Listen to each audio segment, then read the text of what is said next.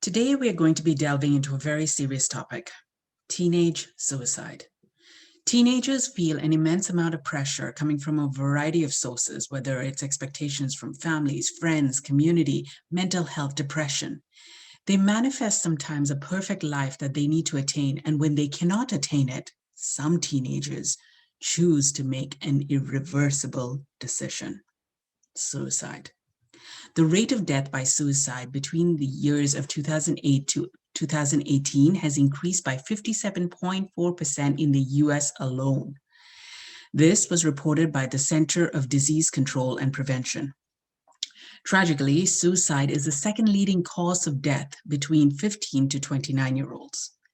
Now, families don't expect to be part of this statistic, but unfortunately, a family that we know, the Arul family, fell prey to this statistic when their youngest member of their family, Abivarman, committed suicide at the age of 17. His sister, Abinaya, joins us today to talk to us about the impact that suicide has had on her family. She, with her older brother, has co-founded Varman Foundation, where they spread the message of mental health and how to take care of oneself so that we don't lose teenagers to suicide. So as you all know, this topic is pretty heavy, and the content of this video podcast is quite heavy as well. There are going to be conversations around ideations of suicide. So please be careful when you watch it. Abinaya, I'd like to first start off by just asking you, let's talk about your family, your background, just to understand about your brother. So in this case, what we're going to be talking about and the heaviness about what we're going to be talking about is Abivarman, who's your brother who committed suicide quite recently. And we just wanted to start off by really understanding your family setup, like your mom, your dad. How is your family? How was your family? So I have two brothers, so an older brother and younger brother. Younger brother is Abinaya. Our dynamic as a family is my parents are strict, but to a point. They were never strict about schools or anything like that. My dad, especially, he's like the clown of the family. He is the youngest on his side, while my mom's the oldest, so she is more of a strict person. But they never pressured us of this is the lifestyle you have to live. Like, you have to be a doctor, you have to be an engineer. They were very open to whatever we are doing and was always supportive. And till this day, they are still supportive. For example, if I quit my job just for like mental health reasons and I wanted to find my passion, they were supportive of that. It's like, it's okay, we'll help you, we'll be there for you. We are always like a very like close family. My parents never leave anywhere to go by themselves. They always, if they want to come pick me up, both of them will come together. Even if we go to the temple, it's like a whole family. And the same with my little brother. Like the temple was our second home. My dad did Male, which is a fasting for 2 months. But it's like a fun time for us. Like during November, we go there, we meet people, and we'll stay there for the whole day. And Tambi was like a person who was also religious. He also did the fasting, which is tough for a kid. He did that when he was still in elementary school. But it's something that he wanted to do. And for us, it was kind of tough to believe till this day that he was this religious, spiritual person, yet he did this. Him as a person, he was like very open, helped a lot of people, very friendly. Like, he looked like he had everything, is what we say, is that he had a smile on his face, he had the friends, he had the family, he was in sports, he played rugby. He was part of robotics, so he went to America for a robotics competition. So wow. That's how our family is. It's a very open, friendly, and happy family that we live. Wow. And as siblings, are you very close to Abi as well? You and your elder brother, or? I was closer when I was younger. I think because they're both boys, they were closer than I was. I was always the older sister figure that was very strict on him. It's like, where are you going? What are you doing? While my older brother was very like laid back with him and be like, no, it's okay. You can drive my car. It's okay. Also, at the time, lived our own lives. Like I went to university, he went to high school.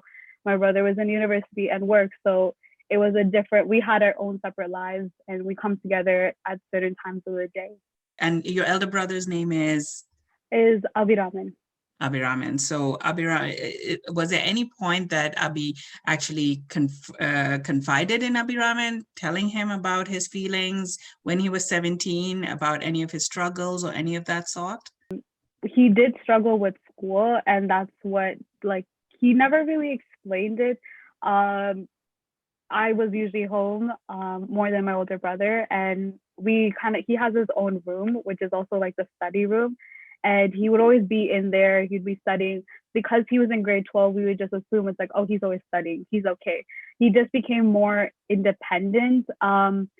The way, if you can think about my family, is like he never like he had his own room, but he slept with my parents every single day. So that's how close he is with like our family. He never really like slept alone or anything. Even if he does, like my mom will go drag him and be like, no, you're gonna come sleep with us. And he sleeps in the middle. He's a tall guy too. So he's like a baby of the family.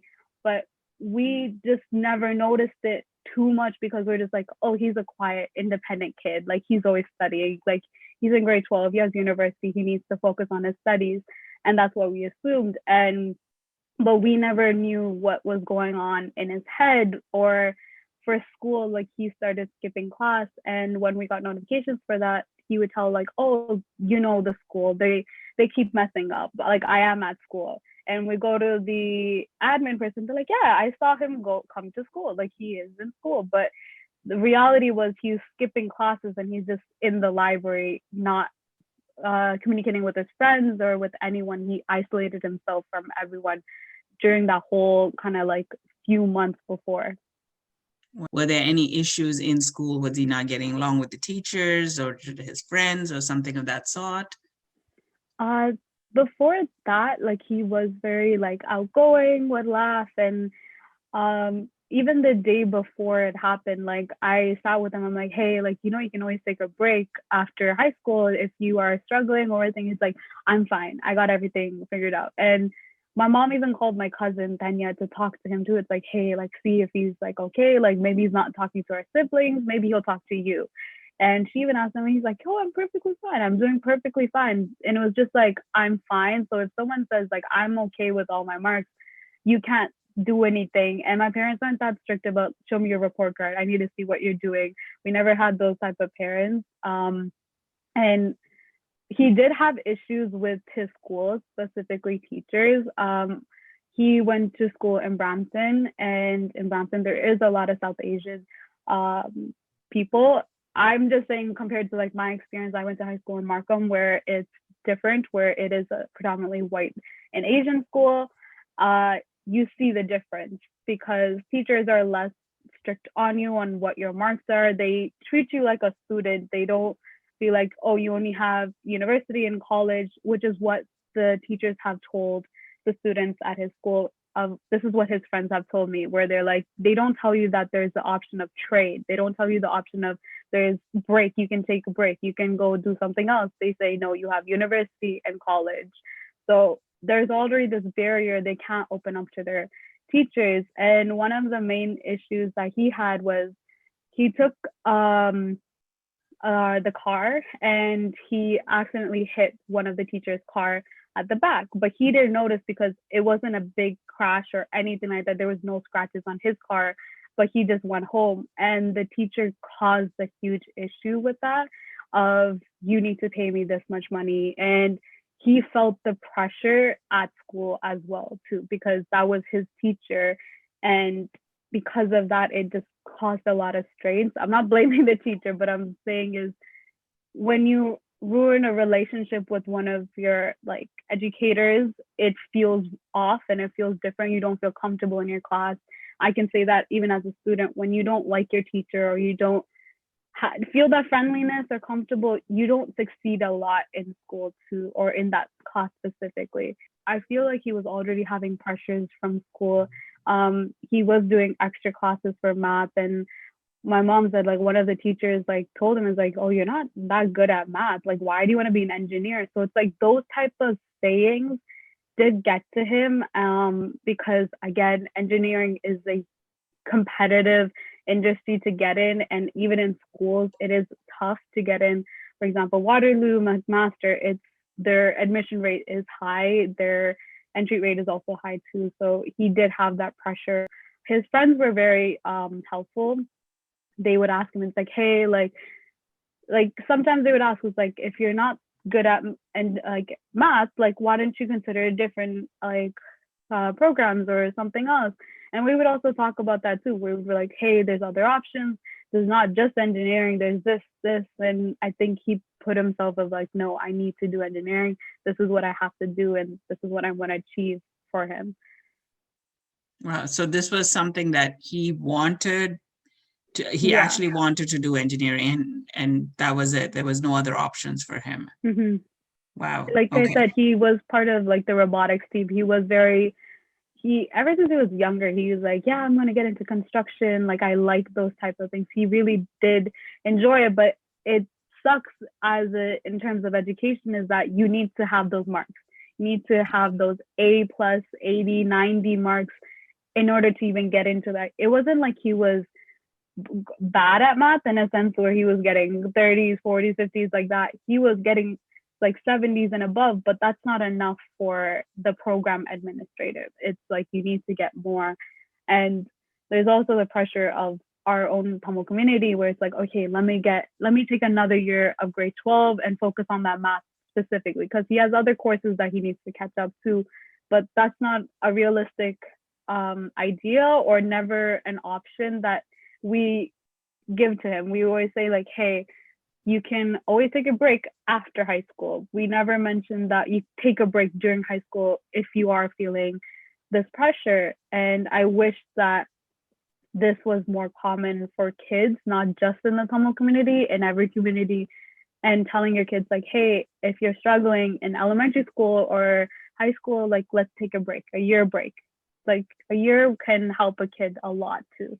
Right. Or even changing schools sometimes can help, changing teachers can help. And at that point, I guess your parents probably didn't recognize or didn't feel like they could change, because sometimes in our community, parents don't think, oh, we can actually make a case to change a teacher or make a case to change schools at this point, because it's just not working out.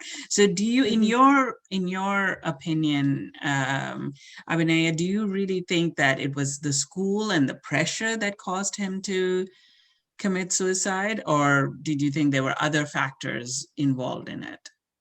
I feel like it was, I'm not going to blame the school specifically. It is a lot of factors for a teenager specifically, I can say. He is a young 17-year-old kid who felt like the whole world was on him, in terms of also social pressure too, right?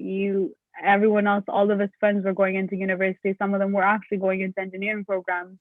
And for a lot of cases for grade 12 students is that they have early admission, which is all the way in fall.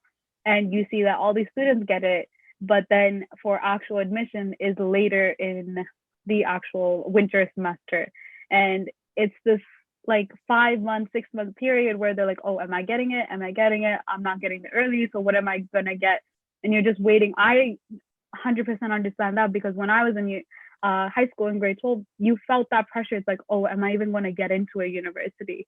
And for me, it's not like I needed 80s or anything, but even getting in is the hardest part. And I felt like the world was like crumbling down at that age because I couldn't get into like my favorite universities. But for him, it also feels that same way too, because one, he wanted to be this engineer, where he did put that pressure for himself. And he told his friend, he's like, when they asked, it's like, why are you doing engineering if you're not even like, the great at it for math? And he's like, oh, I need to do this. I need to do this for myself. I need to do this for my family.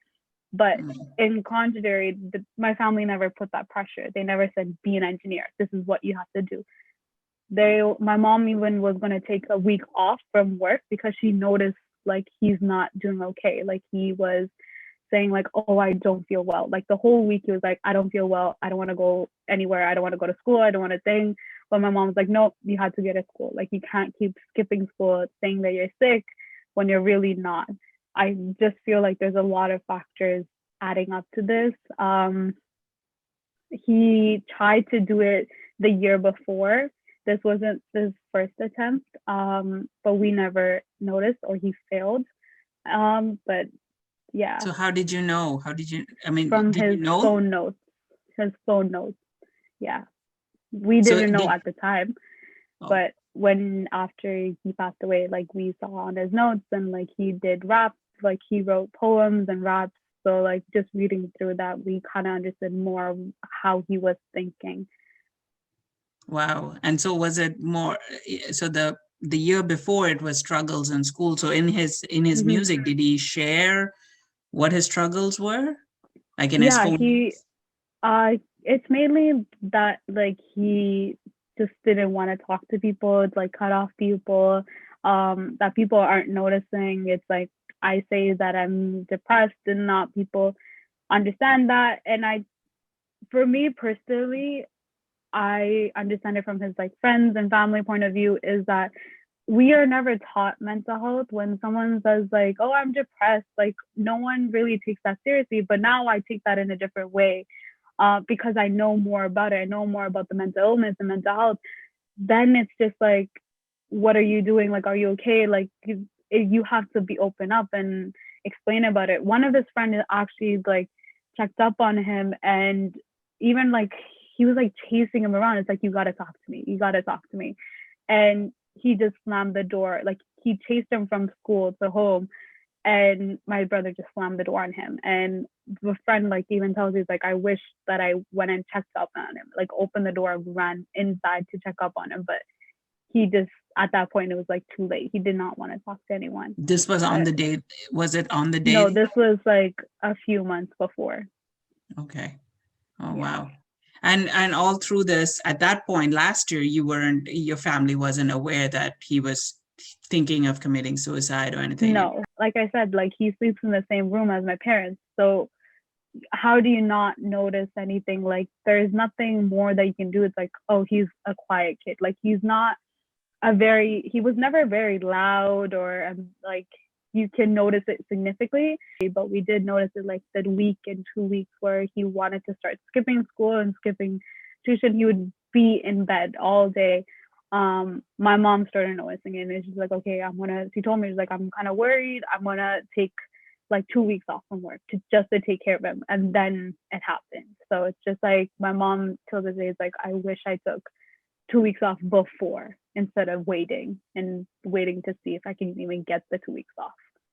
Oh, wow. Wow. So Abinaya, if you can just share that fateful day that, Abi did commit suicide, the events like from the morning, whatever you're comfortable with sharing with our audience, please just share whatever you can. Like the day of, he did go to tutoring. He told my mom, he's like, oh, I don't want to go, I'm gonna skip. And my mom's like, no, you have to go. She even like fed him food, and it's like, okay, here, eat. And it's like barely 5 minutes away from her house. It's not even that far away, it's down the street. I was working part-time at the mall, so my parents picked me up, and I was doing a night shift. So not a night shift, I ended at around 6 or 7. So my older brother wasn't at home at that time, but we also lived with my grandma, who's my dad's mom, so she was home. My parents were taking a nap, and he like bothered both of us, like, aren't you supposed to go pick her up? And they're like, no, we still have 1 more hour. So they fell back asleep, and I think like he was just waiting. He was like waiting for, like I mentioned before, my parents don't leave alone, they kind of go together. And he was hoping for that too. And my dad was just going to go alone. And he's like, oh, why don't you both go? And like, they didn't question it. They both left. And we live in a 2-story, like a house.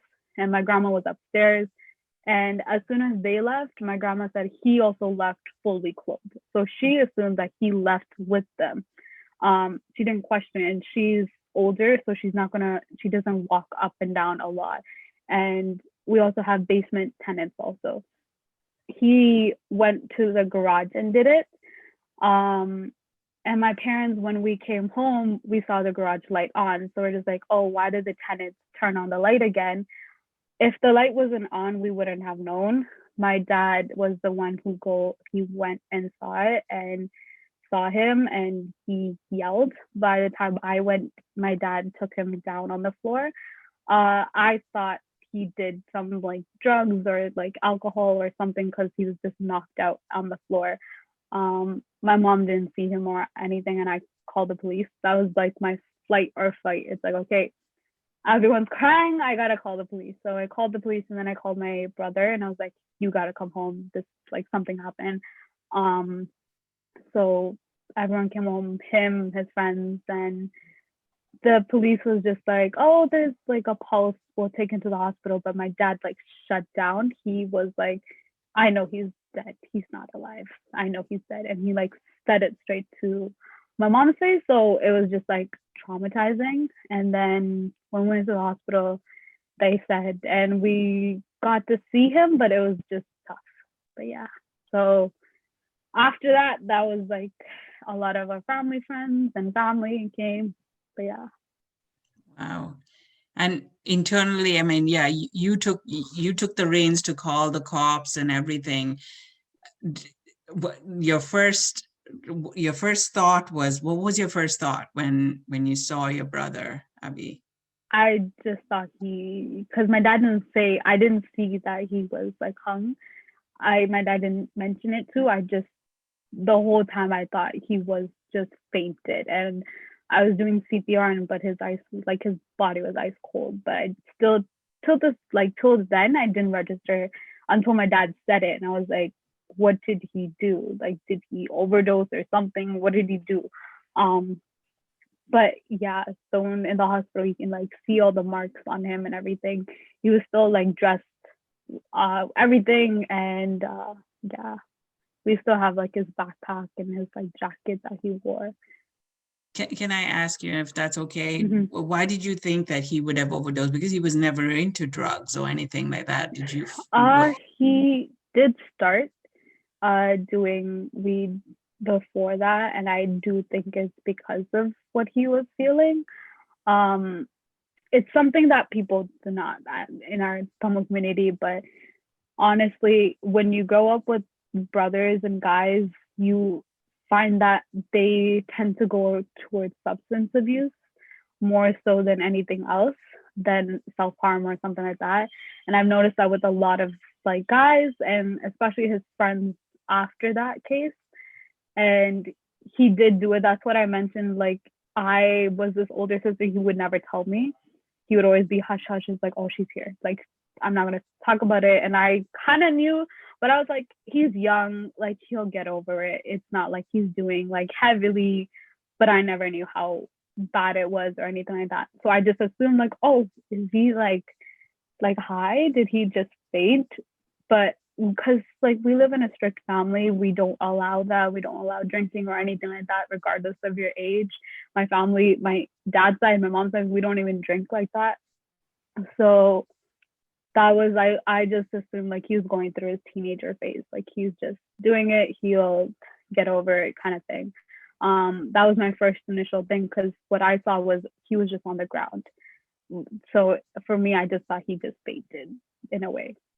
Did they find in the toxicology report or anything? Did they find any drugs in his system? No. So it was very, very in clear mind. Yeah, and like my dad said, like if he at that moment wanted to stop it, he could have, because there was a huge, like my dad does a lot of woodwork and everything. He climbs up on the wood. He can reach the wood. He's tall, but he didn't.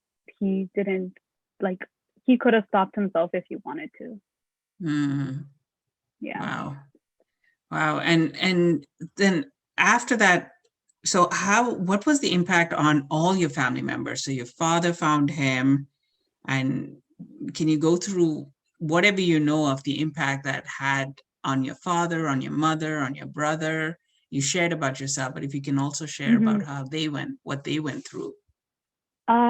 For them, it's just like shut down. It's was like disbelief. A lot of us just went back to work because we couldn't stay at the house. It happened at the house. We did take like 2 weeks off. Family came over. That's what kind of helped us, was our family staying by our side. But at night, it was just like torture, because family, they can stay for a few months or days, but we have to live with this our whole time. They wanted him to be like presented to heaven properly, and also respect and honor his things. They have a lot of anger, obviously, as a parent, because, like I mentioned, my parents aren't strict or anything like that. They are very lenient, and it's just like, why couldn't you just talk to us? Why couldn't you just say something? And that's the same with me. And for my older brother, it's the same kind of struggle, because he, like I said, they were closer and they shared clothes. They stayed in the same room. Like, if they wanted to, like, he will come sleep over, and like he drove my brother's car. So it's like a lot of memories for him. And the way my brother coped was like, he was just barely home too. So none of us were home. Like, I would go back to university. I would spend the whole day at school and then come home. Wow. And how was the funeral? I mean, Tamil funerals are long and they're very, very involved, very family involved. How, did you feel like you had the support that you needed during the funeral time, even with so much family around you? We actually had to change the funeral venue because of how much people wanted to show up. We had like 2,000 plus people come to the funeral. And one thing that was different is that his friends actually sang a rap dedicated to him at the funeral. And that's something you never see, but my dad's like, these people are his people too. I don't care if people will come say something, but it was a heartfelt, it wasn't like a parody, like that kind of thing. It was a heartfelt rap for him. But even then, people would come and be like, oh, don't cry. You have to stay strong. Don't cry. You have to stay strong for your mom. And I'm like, you do know what happened, right? Yeah. Yeah. Do you think that's one of the worst things people can tell to you? Like, Yeah. don't cry. It's like, really? You don't tell me how to feel. Mm-hmm. For funerals, like, are there any do's and don'ts that you would recommend for people who are coming to support a family member who's just lost another family member who's committed suicide? What are those do's and don'ts, if you can share? Um, for funerals, honestly, it's just being human and understanding. It's being sensitive. This isn't, again, your funeral or your family's. Like, even if it is your family, be mindful of how the family member is, like, and understand what they are going through at the moment. They're going through a lot of emotions, whether it be anger or frustrations or anything like that. Um, for us, respectfully, the funeral home let us have a moment to ourselves before anyone else came in, and that was like, we respected that. There was no issues for us, obviously, other than people be like, oh, don't cry, like trying to give it. I don't like when people give advice, especially when you're at a funeral. It's like, of how I should feel or what I should be feeling, because personally, you didn't go through it, so why am I taking advice from someone who did not go through it? And I remember I received a letter from one of his teachers, or like a teacher at his school, and they said, I never taught him, but every morning, he'll be there saying hi or hello or smile at me before I go to class. And it was just something that brightened my day. And it's just something so small like he impacted someone out there. Don't you wish people did this when he was alive versus, after? Like, Yeah. it's so ironic. It's like after someone passes away, after someone commits suicide, is when you choose to come out and say, well, he was such a great person. Mm-hmm. It's such an irony, right? Yeah, I think a lot of people do that after someone passes away. It's like, oh, you're such an amazing person. And I think you need to practice that today. And I think one thing I took away from this is that taking my pride away from a lot of relationships that I've had. It's like, For example, if my friend is not messaging me or texting me, it's like I'm not going to take that personally. I don't know what they're going through. And being the bigger person, checking up on them, it's like, hey, are you okay? And in one instance, my friend needed that moment. It's like, thank you for checking up on me, because you don't know what that person, you don't even have, it's not even a checking up. It's like, hey, how are you? How are you doing? And you spark up the conversation. But I'm saying this after I'm 23 now. So I can say this after, because I gone through the high school phase, the university phase, but I wish kids younger don't take it personally that, oh, you're my friend because you spend more time for me. You're putting this much time for me. But in reality, you don't know what that kid is going through at home. And sometimes they see this friendship as an outlet to what they are going through in reality. Right. And, I mean, you used to live in Toronto. So why that big move to BC? We, because it happened at our house, that was just a torture for us. And also comments from people were just not getting worse, but it is like intense. Sometimes people will come over and be like, oh, I don't want to use the washroom because it's near where it happened. So I went to Tim Hortons and went to the washroom. They'll say it straight up to our face. They would be people that said, oh, because like I go to the temple, I don't want to come into the house. And it's like, you don't have to tell us this. You can just be like, hi, hello. We aren't going to be like, oh no, you have to come inside. We're in a different state. We won't notice if you come or not. Like, no offense. So my mom just randomly chose BC, like not for a purpose of like, oh, BC, like we know no one here. We wanted to just get up and leave, escape from everything. And after moving here, I have never seen my parents like be more happier in their whole life. My parents felt like if they can't even celebrate a birthday or anything without people judging them. And are you still going to therapy to help yourself at this point? I did go to therapy once by trying through university, through Ryerson. A lot of Canadian universities do provide counseling services. I wish high schools started to do that for free specifically. And then I tried to find therapy but it is expensive to find specific therapy for grief, because universities, they do counseling, but it's not for your personal need of, for example, grief, or there's relationships, there's anger, there's different types of therapy for everything. I chose to do online therapy, which is called BetterHelp. I highly recommend that. It is a cheaper option. They do have discounts if you're a student or something. One thing is a downfall for me as a Canadian immigrant and a Tamil person is that it's American based. So you are explaining to someone who you are as like, okay, I'm Tamil. This is how my parents are. I just felt like I had to repeat myself. It did help. For me personally, I'm taking a pause on therapy, although I should go to it, is because it opened up a lot of wounds. It opened up a lot of things in my life. And I do feel like you need to be ready to talk about certain things in your life. For grief, it did help a lot. They gave me a lot of worksheets to focus on, journaling and things to write about and how to honor him. Awesome.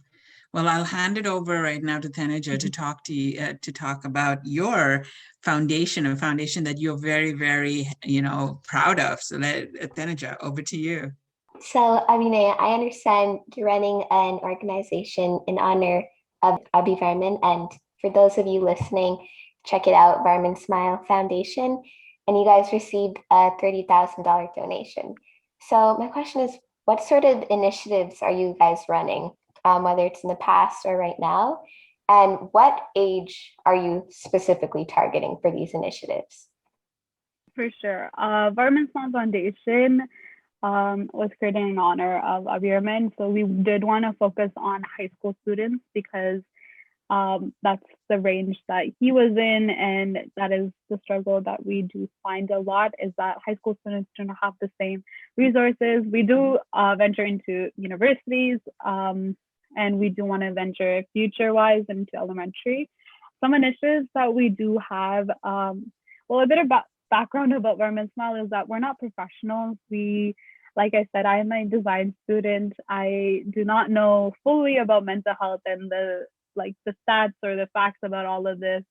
We wanted to be the brothers and sisters for our community, for these kids. We did not want to judge them. We didn't want to lecture them about this is mental health, this is depression.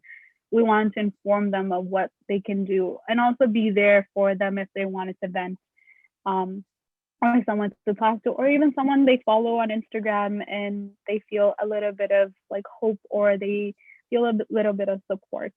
And what our goal is to educate students, teachers, and parents, because it is not just about the kid, it's about a lot of what they go through in their life. The events that we have held before COVID was we wanted to focus on hobby-based events. Like I said, we did not want to sit kids down and lecture them. They're not going to listen to you. You're a young kid. Like I wouldn't even sit in a 2-hour lecture and be like, okay, this is what's wrong with me. Okay, you're not gonna listen. You're gonna tune out. My attention span is not even that great. So we want to do hobby based. So what we focused on, a few events that we did was we partnered up with universities, university student groups. We were able to get like dance studios. Kids were able to come attend. A lot of students came attended. And this is like a judge-free zone. There will be an instructor. You just dance. You don't have to be a dancer or anything like that. And then before, during, and after, we always talk about mental health in between.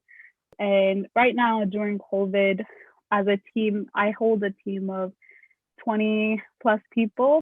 Varman Smile, we want to make this something big and get into schools and get into industries and be the educators for these kids.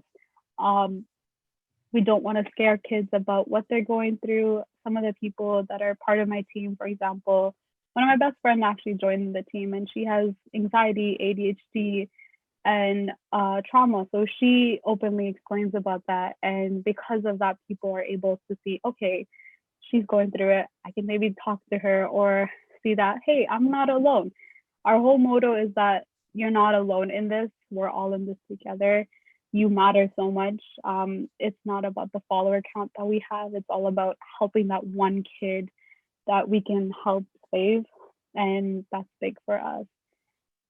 Mm-hmm. Yeah, and I love the point you said where you guys are trying to be the brothers and sisters, right? Because having that like support system where you can open up to someone, to safe space, they're not going to judge you. It honestly makes like a world of a difference, right? And especially coming from kids, when we have someone that can really understand where we're coming from and understand our perspective, it really helps. So, Abinaya, while you've been running this organization, has anything surprising come out of it? Like, I know you mentioned one of your best friends, she's going through ADHD. Like, have you been seeing any other problems that you've been facing regarding mental health, any other pressures like outside of school? Yeah, can you just talk to me about that? I think it's just like surprising is more learning. We're all human. We make mistakes too. The way I see like my foundation is like, let me take this as a learning step too. And it's something that's very dear to my heart. It is like my full-time job where I don't get paid, but it is all about keeping his legacy alive. And I learn a lot about mental health illnesses. And for example, my friend Mary, she is the manager of our marketing team, and she's opened up about, okay, this is how ADHD is, this is how depression is, this is how anxiety. And it's also understanding my own mental health, and I'm validating that too. It's just like, oh, I never got diagnosed. I don't know if I do have this, but it's like, yes, you do have these symptoms. You should understand that. Don't just dismiss it as like, oh no, it's nothing. It's just grief process. It's nothing. It'll go away in a few years. Yeah. When you talked about dismissing feelings, I think a lot of people tend to do that when, they're going through all these emotions, but then they're just like, it's nothing, right? Like I'm not I don't have depression. I don't have that. And then when you're talking about like talking to the community about it, obviously it's very weird, there's a stigma around mental health, Hmm. right? And I find especially in the Tamil community, it's like a taboo topic, right? It's not Hmm. really talked about. And I think that's part of the reason where we go wrong.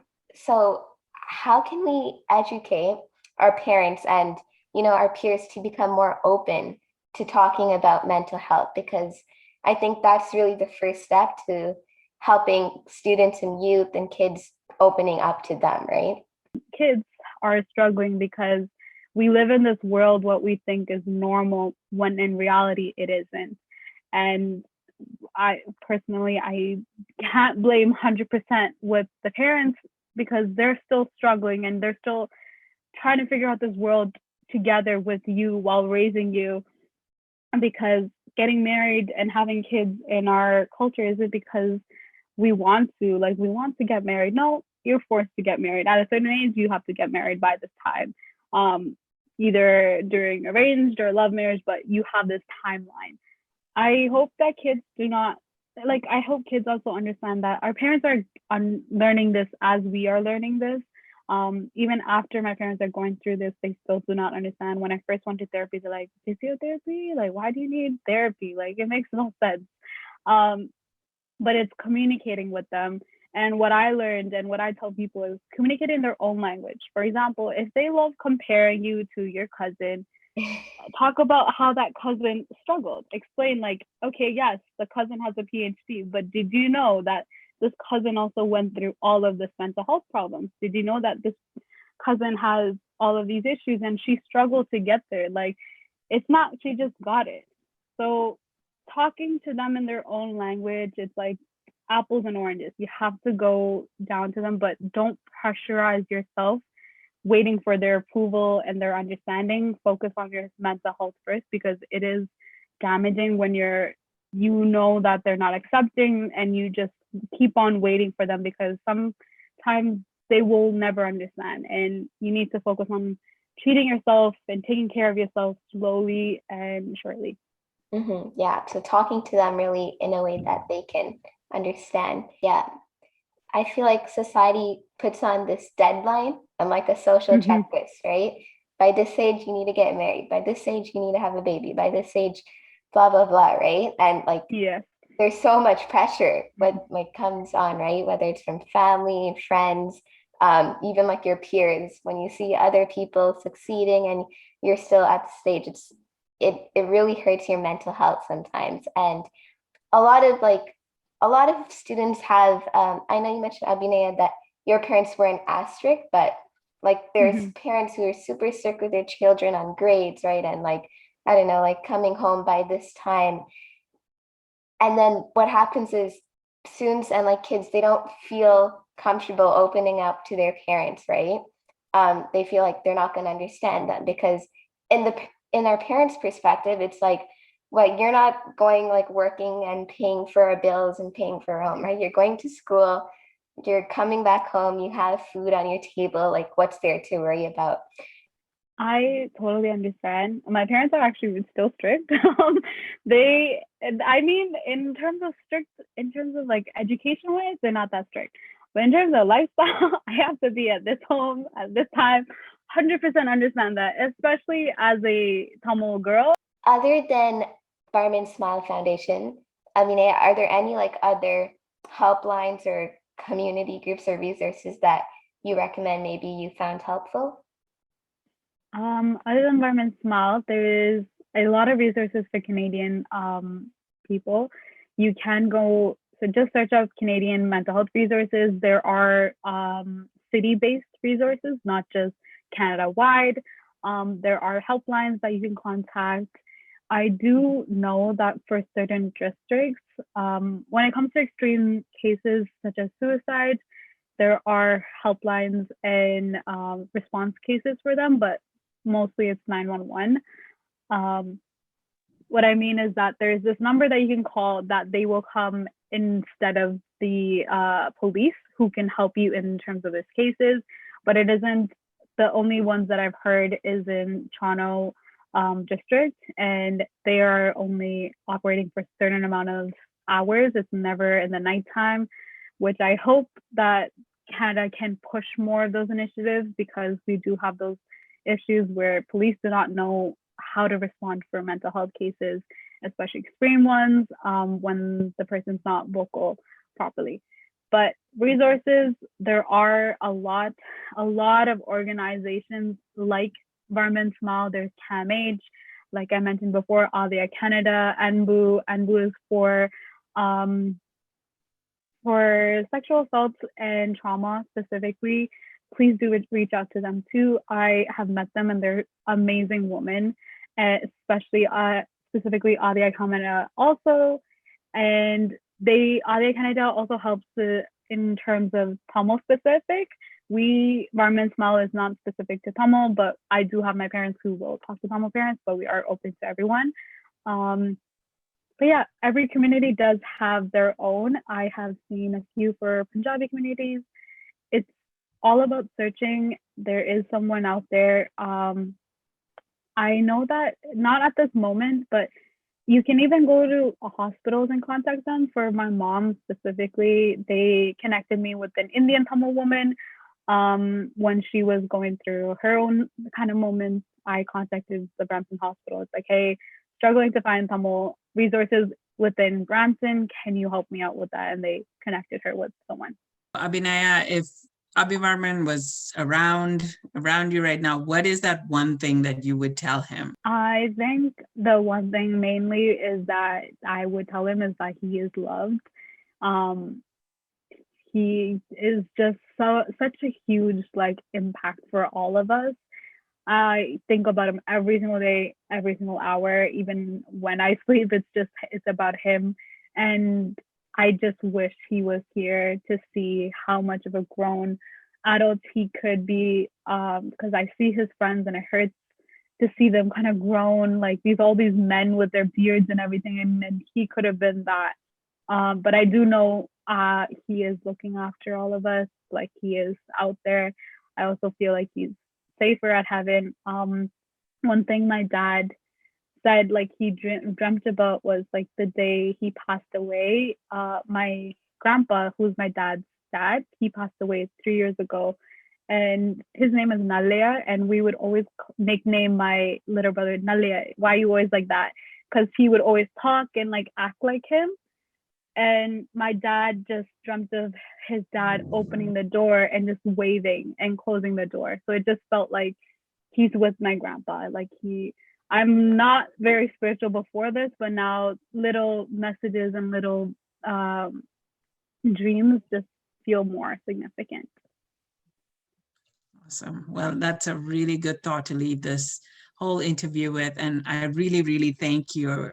Thank you for your time, Abinaya, for opening up, sharing with the audience about your whole journey as a surviving family member of someone who has committed suicide, and sharing your whole family path and how strong connections that you have, and also the lovely resources. And I really wish you the best of luck with Varman Smile Foundation. I know it's going to do awesome, because it's being built out of love and out of true knowledge of this is what we're here to do. This is, and if, like you said, I'm sure you've saved more than one kid, but yes, I hope you go out to save more and more children and make mental health and mental illness just common day-to-day household conversations that we can have. And if you can make that impact, that's awesome. So thank you again so much for your time, Abinaya. Thank you so much.